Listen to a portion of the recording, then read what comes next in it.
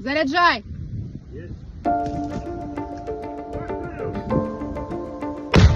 Every day I have to fight and I have to command. How did you manage such a big team, like 150 people, listen to you and respect you, especially men, full of testosterone and adrenaline? It's not easy if you are weak. If you want to compare Soviet howitzers and American howitzers, or for example Sweden or NATO howitzers, okay, you have to compare the Russian car and American car.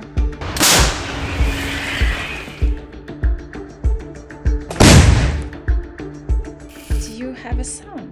I'm defending my country and I'm defending his opportunities to be a Ukrainian in Ukraine.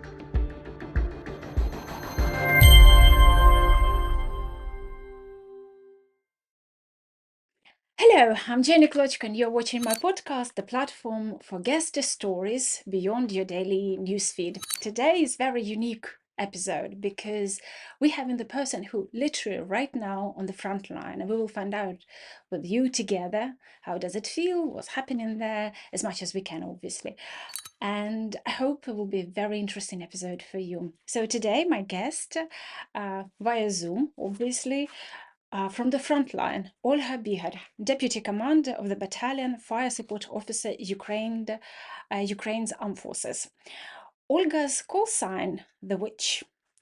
And we're recording this interview in the days coming to Halloween. How symbolic is that? So we'll find out together what it's like to be on the front line this minute. Olha, hello, how are you today? Hi, very good, thank you. Ola, I can see it's not very five-star hotel environment behind you, but you're looking fabulous. It's a perfect case. Now I'm in the best basement in my location. That's the best place among all my assignments. And yes, I'm at the front line. Not far from me are assaults and defensive. So 3-5 kilometers from this place, you can find real fight with Russian occupiers. How far to the Russian positions from where you are right now? That's different from different sides. Okay. Can I ask you what part of the front line? Is it close to Donbas region where you're from, or there's other locations of the front line? Yes, that's closer to Donetsk. Can you describe your basement, what is happening there? And is it the basement of some sort of house, or it's one of the, I don't know, buildings? Because when I was at the front line it was Pokrovsk, and there was like dachas premises. So I spent the time there. It's not near Pokrovsk, and unfortunately, I cannot describe this location because it's a little secret. But I can ensure you that it's not a private house, and this building is quite good.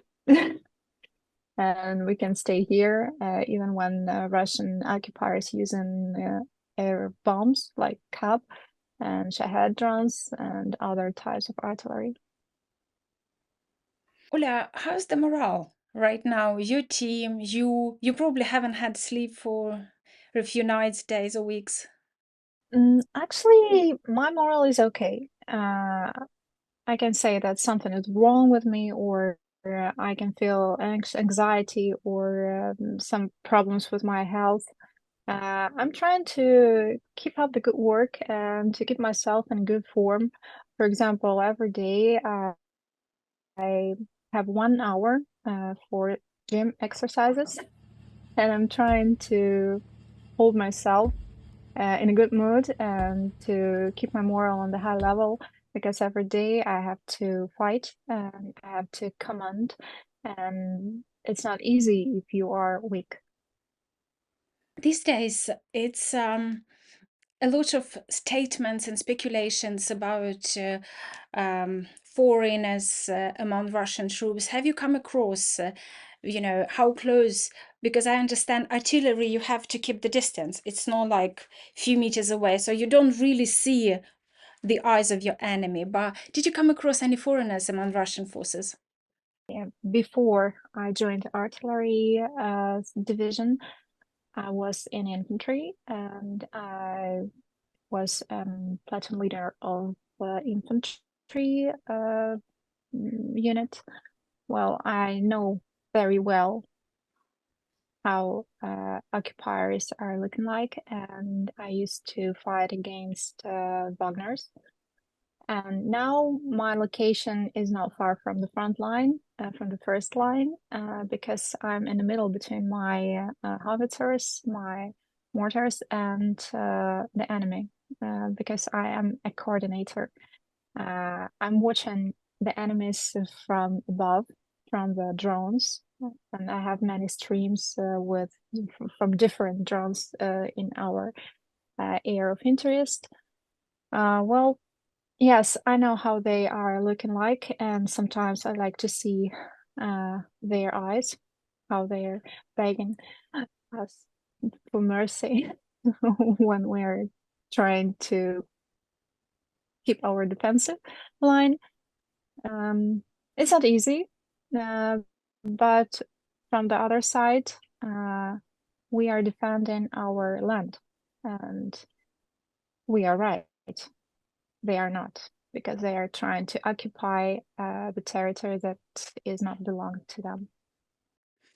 Ola, when you see your enemy, I understand there must be the adrenaline spike, but there's also the mix of fear because it's something which keeps you alive and effective in the combat.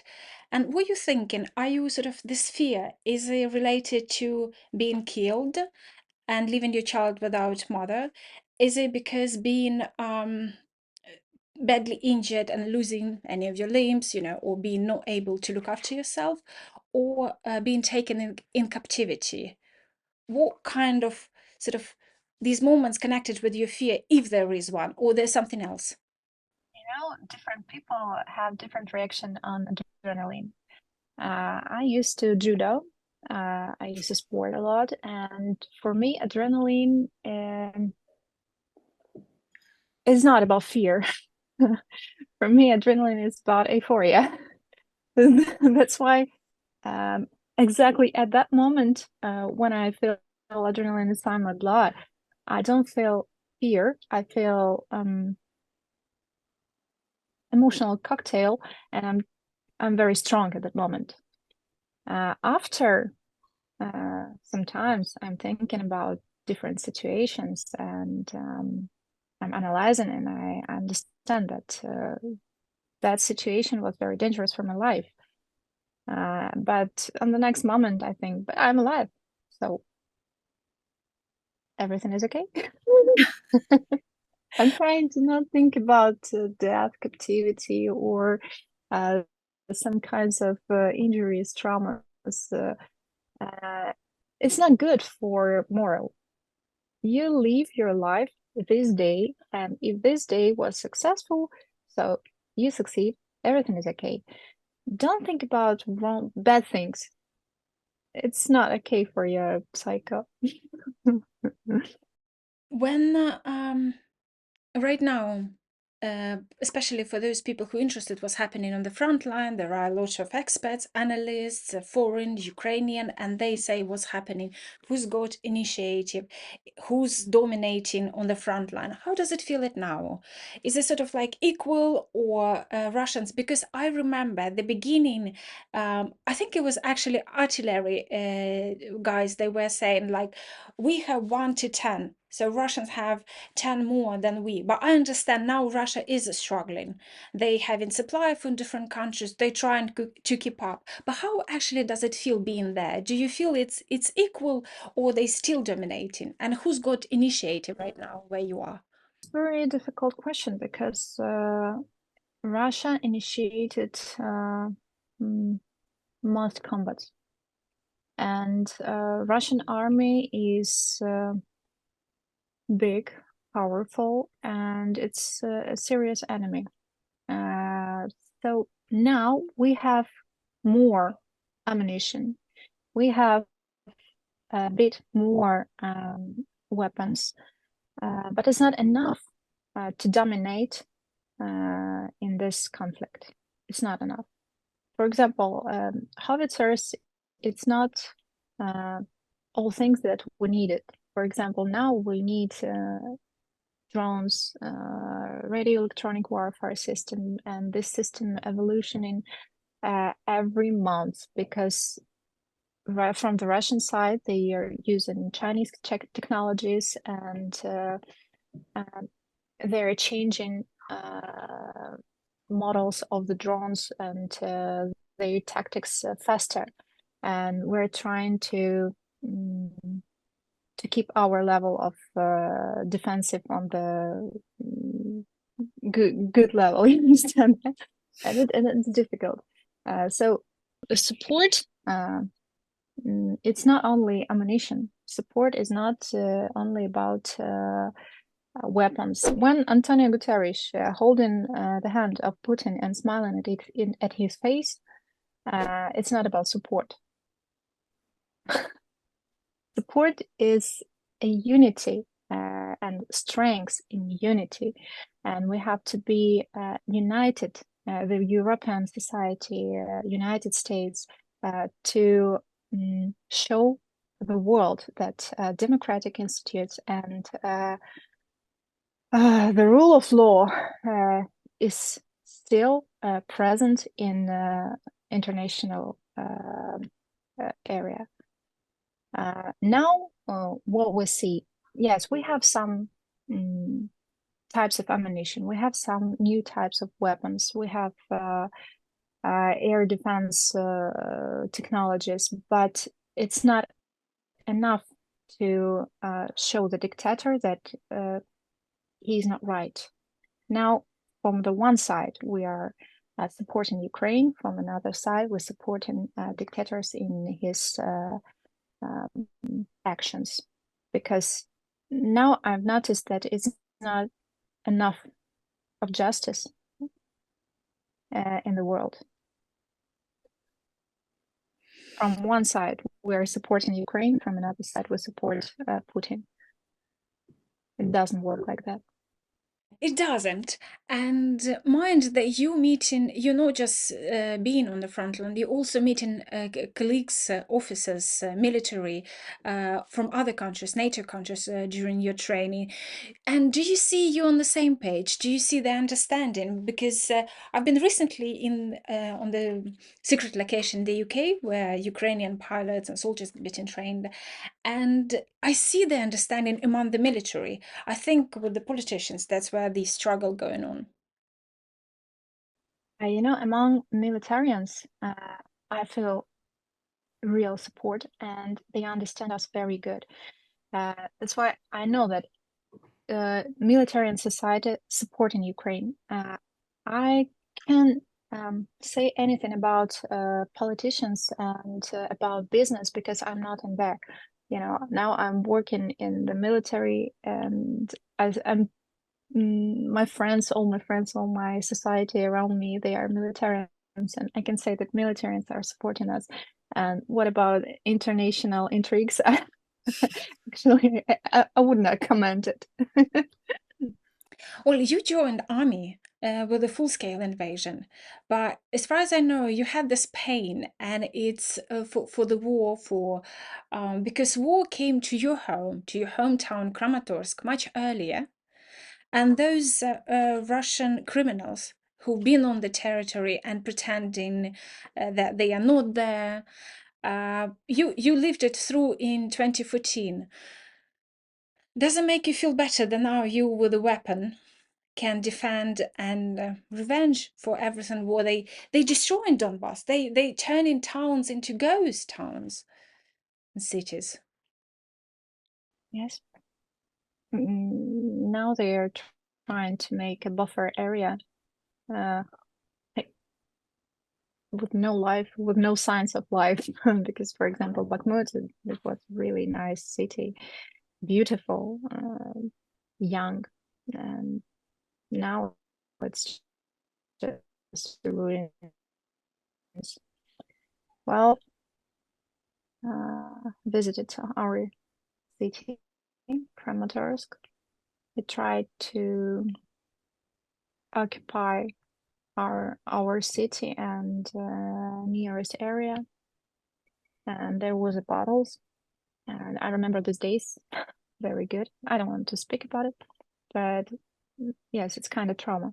Yeah, when you feel yourself vulnerable, uh, you can't even call the police or another services because nobody is listening to you. And in the news, especially in international news, there was like conflict between Ukrainians, but it wasn't. I remember Russians, militarians on the streets. I remember snipers on the buildings. Ola, before you joined armed forces and before you became a soldier, you had a successful career as a lawyer. And how does it feel now when you look at those institutions, the world organizations were supposed to defend Ukraine and provide justice and use the legislation supporting Ukraine, and what we see it is opposite? How does it feel for you?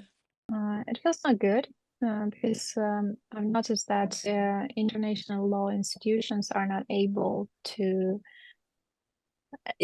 for legislation. Uh, so that's funny from one side, but from another side, you understand that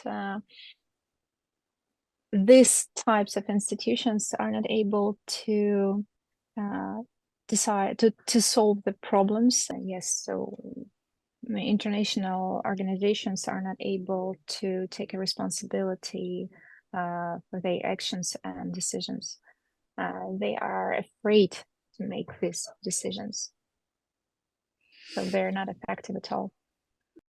So let's switch on your team. As commander, you have a bunch of people to manage. Are they men and women, or they just males? And how Mm, does it feel to be a commander? yeah, I have many people now. It's like two big units. All of them are artillery, belongs to artillery. It's around 150 personnel.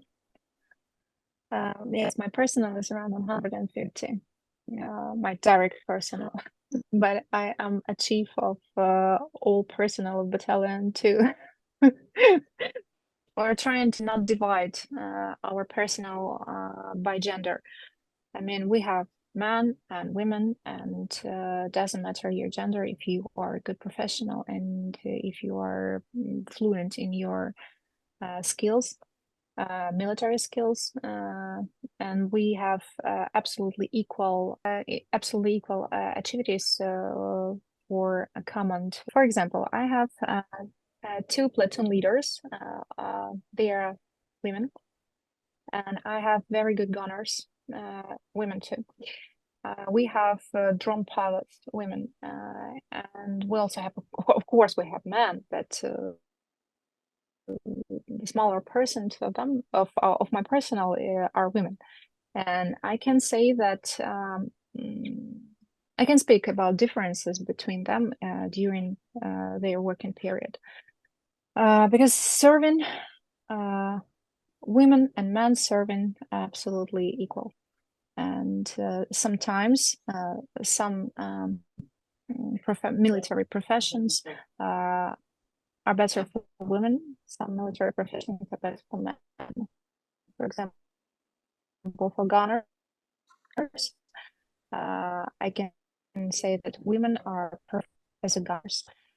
So in Ukraine now we need people of and militarians of different military professions, and we're trying to not make some barriers for women. They have absolutely equal opportunities in serving. My cousin, he's officer with the Special Forces operations, and I was talking to him about women's role in the army and would he uh, allow or get a woman in his team. And he was saying there were a few attempts for women to be transferred to his unit, and every time when he was trying to do it, his commander was asking me, and he's operating drones and then planes, you know, that kind of things. And his commander was asking, UAV. yeah, and he was asking, is she Mhm. going to dig the trenches? And this is the question where he's like, oh, I'm not sure. So maybe it's not worth to get this player into your team. That's what there was honest conversation. Do you have things like that? The psychological type of people are different, and it's not dependent on gender. For example, I've I've seen many times when men was crying and when they were not able to dig trenches, and I've seen the opposite situation when a small tiny girl, she was so inspired of this war, and she was a sniper, then she was a gunner, and now she's a platoon leader. And yes, she's digging a lot because she's operating big howitzers, and if you can imagine the size of the 152 millimeter howitzer, you understand how much this tiny girl should dig to hide this howitzer under the ground. I met women who are not able to participate combat units. They were perfect administrative servant, but not good enough for combat because of their psychological type. And I can say only one thing. Everything depends on moral, uh, physical abilities, and psychological abilities. And it's not depend on gender at all.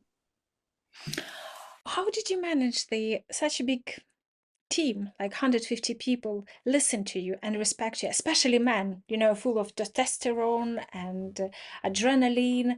Was it difficult for you to get to this point where you have the reputation and authority for them? Yeah, it's not difficult because I work with them. In some situations, I was more confident, more professional, and more strong. Uh, that's why my team um, they think that I'm commander, I'm a leader. So that's simple leadership. Like in every company, if you have an a power inside yourself, if you have self-confidence, if you have abilities to move forward, even if it's hard, even if it's difficult, uh, probably you will get your leadership in this team. So it's not a problem to work with men. It's very easy to work with men. You have to show that you are more experienced in these questions, in this work, and you have a power to defend your team. They feel defense in me. That's why they estimated me as a commander. Interesting. Tell me more about achievements of your battalion, the role, because you started your military path defending Kiev and Kiev region, and then you've been transferred to Donbas, haven't you? So you have quite a bit of achievements behind your belt. Actually, now I have 4 assignments. My first assignment was in Moshon, Kiev region. Then we were transferred, you say right, to Bakhmut. Then again Bakhmut. Then Klishivka. Was 8 months rotation, and now new assignment, new territory, a little bit another part of Donetsk region. That is still interesting. So uh, I can count my days not on assignments, I mean, not on rotations, in, we say, yeah, on the freedom. Yeah. I can count these days by my fingers. Most of my time I spent in the war zone. How do you manage to do what you're supposed to do and keeping up with motherhood because you have a son? And when I found out that you have a child, and I reflected on myself, and I remember since the invasion I started going to Ukraine quite often, staying there for a month, and after 2 weeks I feel physical pain if I'm separated from my child. So it had a very bad effect on my child's mental health. So how do you manage this? It's hard, and physically and mentally hard for both of you, I presume. Mm, I can say that yes, first time, first 2 weeks, that was not easy for me. But for me now, the freedom uh, of my country and the opportunities for my son in future are more important than time that we can spend together. Because I understand that immigration is not a good decision decision for my family. Uh, Even when if my son now will immigrate to another country, he will be an immigrant.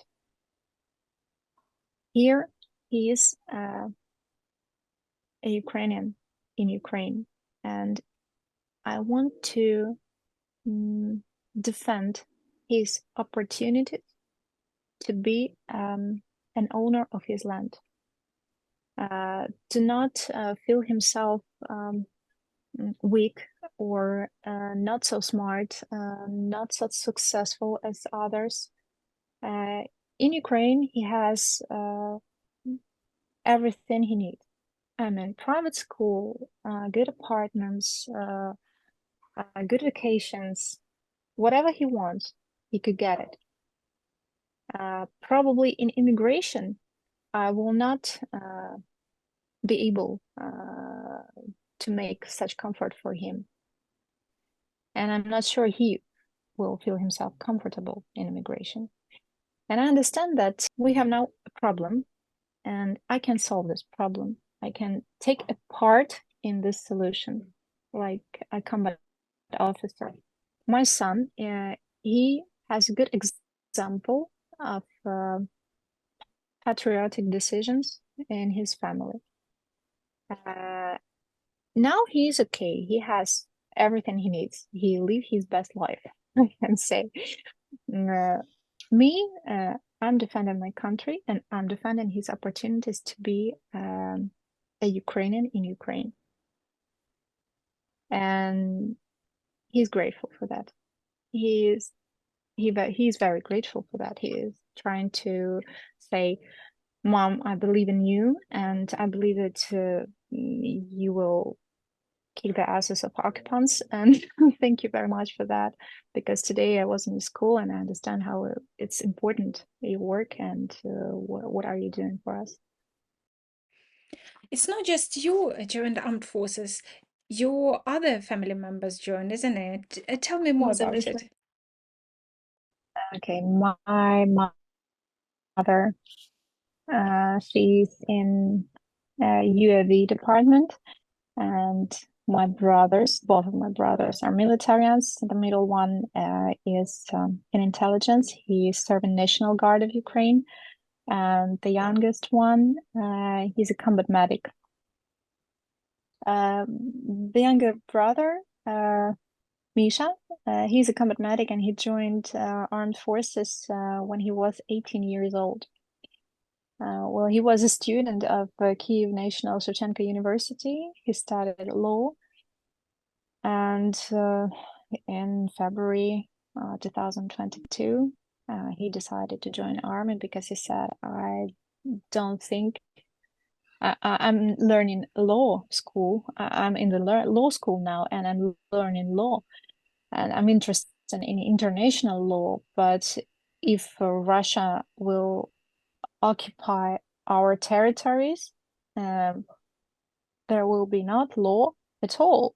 So I don't think it's a good idea to study law when a country without any types of law is trying to occupy your country. So he decided to get in military, and now he's combat medic, and he's very happy about it. He's good medic. He's saving lives, and I'm proud of him so much. How about your mom? She works with drone systems, and she's good at it. But I can't say anything more because it's a little bit secret information. All right. We Within are all in different forces and different battalions, brigades. For example, my middle brother, he's in National Guard and he's an intelligence unit. That's why I cannot. So we are speaking only in the family chat in WhatsApp. Is But it's funny because all your family are militarians, and it's not a problem to find a gift for some days, like New Year or for the birthday, because you know that everyone needs like a sleeping bag or good lava boots or some type of ammunition. Tell me about your favorite ammunition. I've seen several photographs where you were with machine gun, and you probably have preferable guns or artillery systems. Could you take me through that? Well, I have not a lot of artillery systems in my unit, but I used to work with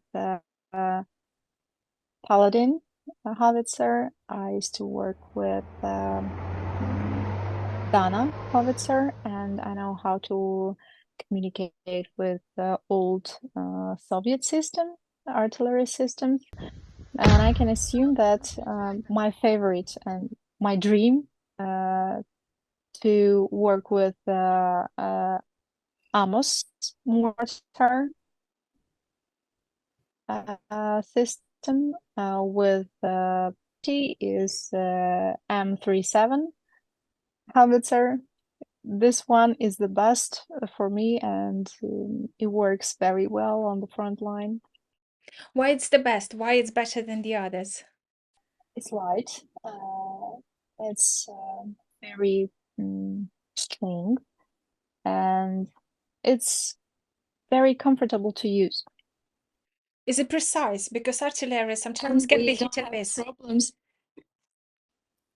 And no, we don't have problems with 155 millimeters ammunition. That's why M37 is quite good to compare with Soviet howitzers and Soviet guns. So if I'm correct, so it's kind of modern, new versions of today's weapon. But how different they are to those post-Soviet ones, which Ukraine probably had at the beginning of invasion? Oh, just say that Soviet um, ammunition, Soviet howitzers, they are good. They're not bad. Uh, but it's difficult to work with. I mean, you need more time to teach the crew how to operate this type of cannon or this type of howitzer. You need more time to mm, repair these types of weapons. Uh, American weapons are better, much better, because it's like to compare. If you want to compare Soviet howitzers and American howitzers, or for example Sweden or I mean NATO howitzers, okay, um, you have to compare the Russian car and American car.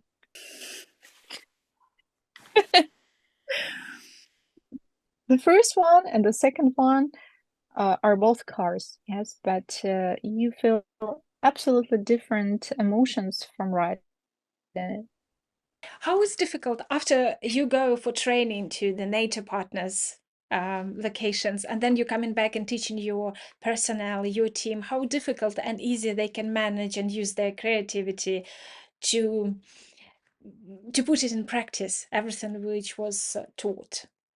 It's not difficult at all. It's very interesting, and I can say that um, for me, it's very important to be open-minded in my serving because now war is very dynamic, and new technologies are used already, and mm, previous doctrines and documents are not good for this type of war, and you have to be more creative. You should find new ways of solving daily problems. And for me, my NATO traveling uh, is very useful because you can see how people thinks another their way of life, their way of thinking, their way of solving problems. And we were interesting for them too, because now we are in the battle and we have real combat every day. And I'm trying to get NATO model and put this model on my combats, and then I can find something new, something more effective.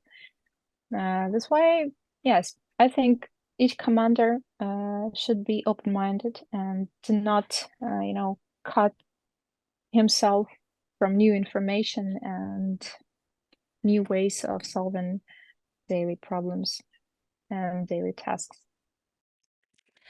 Tell me about the moments of pride for your team, for your achievements, because I'm sure you have your, favorite moments where your team achieved during the assignments or something extra. That would be interesting to know for me and for our viewers. Mm, I have very old howitzers, anti-tank howitzers, T12.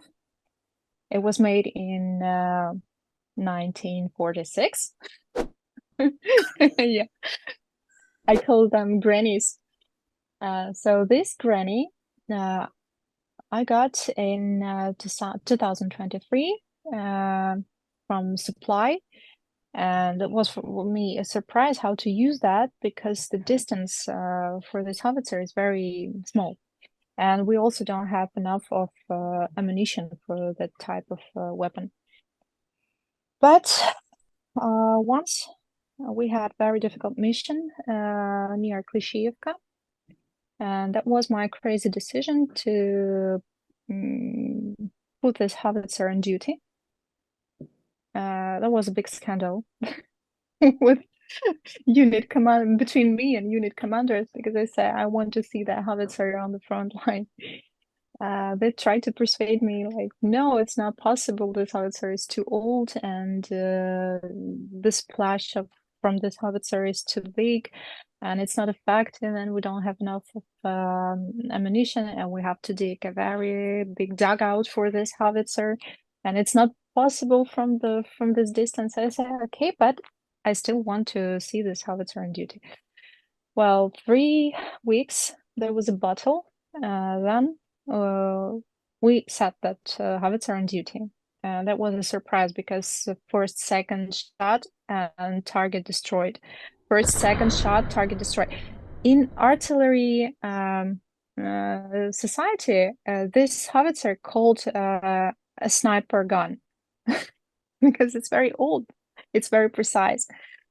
And when we had this howitzer 2 months on duty on the distance 3.5 kilometer from the front line, when Russian used FPV drones, big fixed wing observers, and UAV drones against us, but that howitzer showed a good result. And now on my new assignment, of course, I brought these howitzers but not one, more. And I said these howitzers would work in this area. Uh, Sir Colonel watched me as a crazy and said that's bullshit. That howitzer will never work. It's not working at all. That's crazy idea. And now, fourth month, these howitzers shot precisely, and that was a big surprise for my command Wow. because the commander was shocked and surprised and said, "Yeah, I understand. You know how to work with that old granny. Probably I'll bring you more ammunition." And I was proud of my team because my team learned how to work with that howitzer absolutely by themselves. But you also have modern Western weapon, right? Other howitz from the Western partners. It's not just the museum granny. Not in my unit. Not in my unit. In my unit, I have only old Soviet howitzers, and sometimes when I work with another artillery brigades, I can work with new samples of artillery weapons. But still, NATO weapons are not available for all battalions and brigades in Ukrainian armed forces. For example, yes, I have 152 millimeter howitzer, but it's the old Russian howitzer. And I also have T-12 and other types of artillery that belong to Soviet Union. Wow. But it's not a big deal. If you are a professional, you can work very good. Doesn't matter from which type of artillery system. You know, I was expecting that you're gonna tell me we've got this sample from whatever country, and then this and this there, and it's like actually this is museum, Yeah, and we have yeah. grannies and they work. And about T-12, the commander of platoon, anti-tank platoon, which is working with T-12, is a girl, 23 years old. Wow, wow. And Look, she could operate this big granny. unbelievable. As a woman on the front line, you already said that it doesn't matter what gender you are, it's your individual qualities and how effective you are on assignments. But I guess as a human being, you have your own melting down moments because you probably you know how to lose um, close friends, comrades, yeah. And how do you manage to just to be a human being and to carry on? You know, the wrong side of war. Uh, War makes you tough, and mm, you're trying to hide these emotions deep inside yourself because you cannot melt down when you're on service, on duty. I think maybe after demobilization, mm, after my contract, um, all these situations will come back, and probably I have um, to learn how to live with that. But now I'm trying to not think about it. Yes, I lost friends, comrades. I've seen different situations when um, families, like a wife and a husband, they were killed in action or in captured, and all the situations are not good for my strength. That's why I'm trying to not think about it now. But I know that probably 1 year, 2 year later, that will come back for me. But how, tell me about your pockets of joy, things that make you feel happy for a moment, maybe, make you inspired and help you to regain the strength and just carry on and fight and be yourself? I have some rituals. The first ritual is sport. I'm trying to perform an exercises every day, not less than 1 hour. Push-ups, some some works with like some push-ups.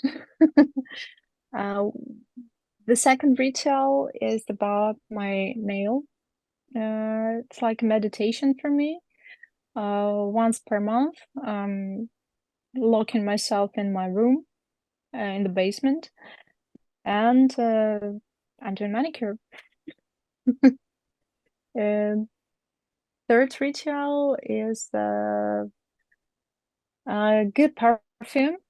It's very important here because here you can find different smells, and sometimes you are living with rats, with mice.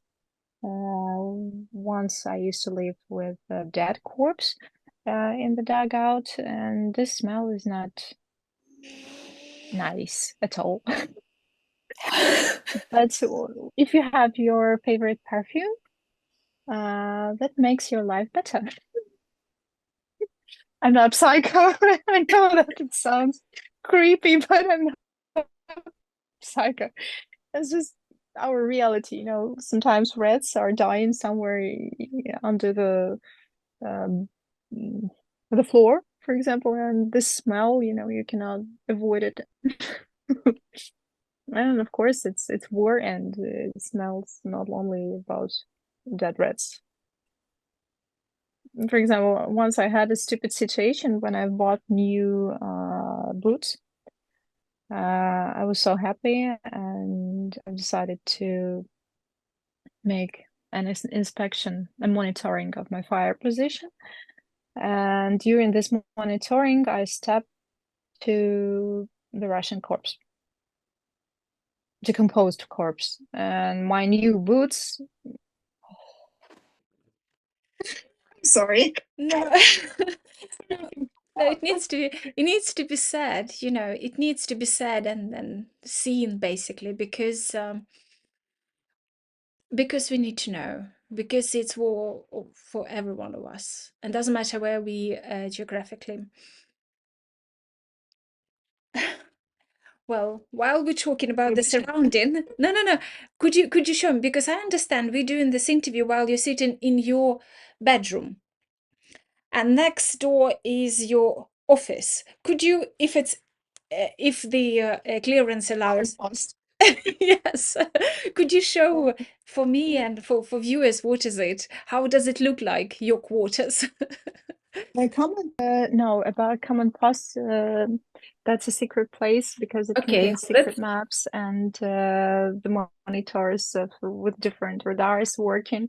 That's why, unfortunately, I cannot show it. But even if I show you that, you will blur all all the information on Okay, show us your bedroom. the bedroom. It's very interesting. Do you remember the Harry Potter book? Yes, of course, Harry The Harry Potter. Potter Yeah. book. Do you remember the room of Harry Potter? Yes, under the stairs. I have the same one. I have the same one. Wow. Wow. That's just, And this is your sleeping bag. yeah. Ola, is it cold? How do you keep yourself warm? It's not hard. We were using heating blankets, uh, electric blankets, and sleeping bags. We have also warm clothes. We're trying to not use a stove because of smoke, Mm-hmm. because the smoke can You can be is very identified. obvious. How do you imagine victory? Now, I don't think I'm ready to speak about it. For example, the plan of victory of our president, it has three secret attachments, and when the equation has three unknowns, it has mm, numerous decisions. And now I cannot say about victory. I cannot speak about victory because we still have many unknowns in our equation. Ola, I understand that you did your choice to join armed forces because you love your country, and you expressed it in many ways today during our conversation. But why do you love Ukraine? First reason, why do you love your mother? I'm sorry, I'm asking you a question. Why do you love your mother? Because that's my land. That's I have a DNA which contains the history um of my nation, of people of my country, and we have some achievements.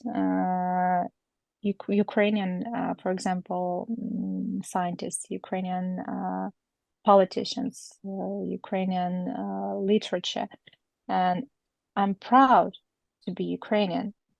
Do you think our viewers could somehow support you, your unit, your battalion, or Ukraine armed forces, or maybe just Ukrainian citizens?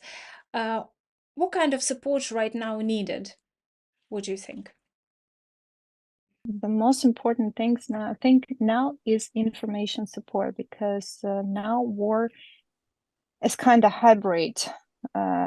It's not only on the battlefield, it's also in the newspapers, in YouTube, and um, in the international area. And very important thing is support us, because support Ukraine is equals support democracy and support legislation, because now we are a victim of dictator. Absolutely. Ooh. Ola, thank you very, very much. You've been amazing. Honestly, you've been amazing, and I'm sure the viewers will be fascinating to see and to listen to you, what you think, and the conditions you work with. Thank you for being honest. It's been amazing and such an honor talking to you. Thank you.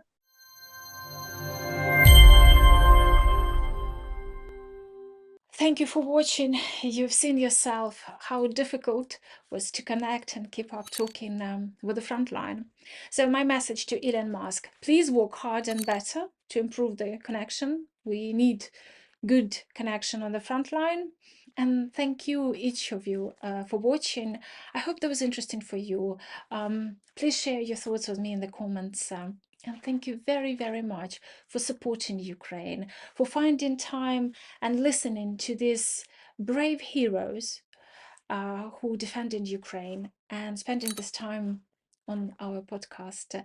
Thank you for your subscriptions, for your likes, for sharing.